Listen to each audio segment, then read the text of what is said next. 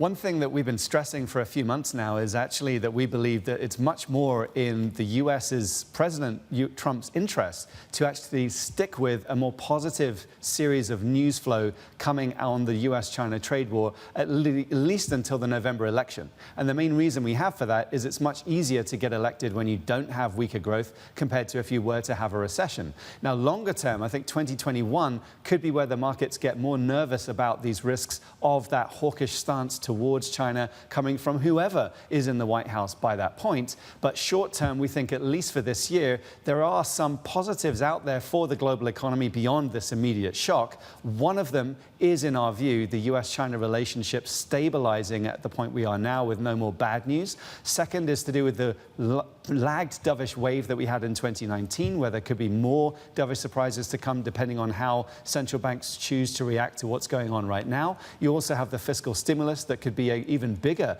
in the case of China this year than we're currently assuming.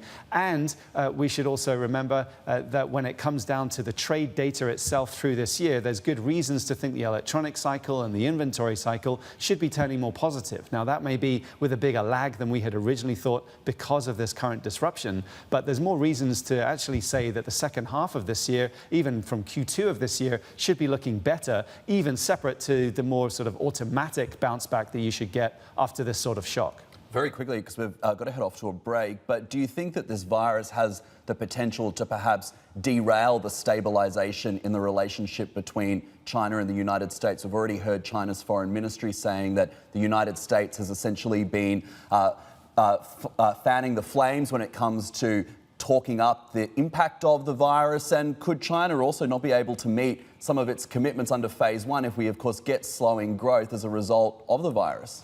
Well, I think we've got to look at this from the long-term perspective, which is there are many aspects in the relationship that are much more difficult to resolve over the next several years. Of all the things that we're looking at right now on the trade relationship, at least agreeing whether or not we're going to keep the phase one intact is critical, and we think they will.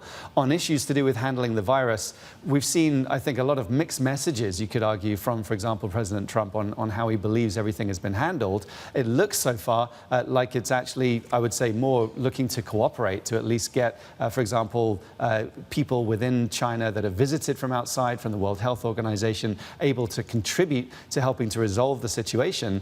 Thinking about the other challenges, though, long term, I think from 2021 onwards, once we have gone past these issues, I think it is going to be hard to see the relationship ever going back to exactly how it was before 2016.